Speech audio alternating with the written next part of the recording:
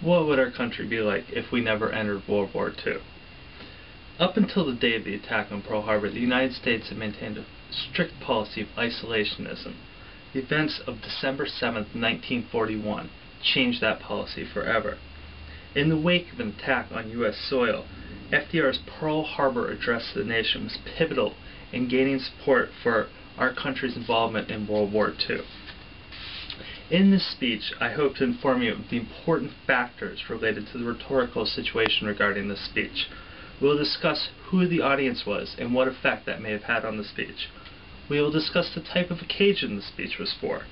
We will discuss the speaker in greater detail and the type of speaker he was.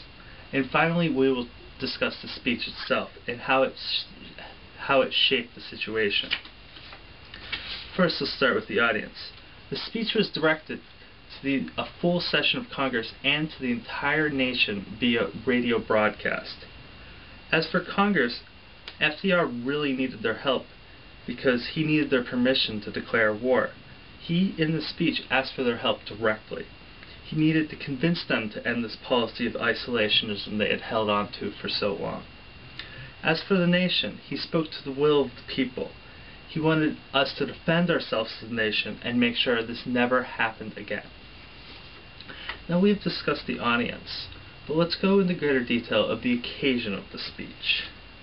The occasion for the speech was delivered as Roosevelt needed the permission from the Congress to declare the war. He'd already done as much to help our allies in Europe as possible, and he'd also been taking action against the Japanese, but he needed their support to go any further. He pled with the Congress, talking of the severity of the events and the need to declare war to rectify this. So that is a little bit about the occasion, but let's look a little more at Roosevelt himself and the type of speaker he was. Roosevelt had a strong presence when speaking and had maintained a positive ethos. He was a strong leader who had faced many challenges in office, including the Great Depression. He used strong images and spoke with a stern voice. That was a little bit about Roosevelt himself, but let's look at the speech and how that helped shape the situation. The speech itself shaped the situation with vivid details of the attacks and strong imagery. He started the speech with the words, "The day will live in infamy."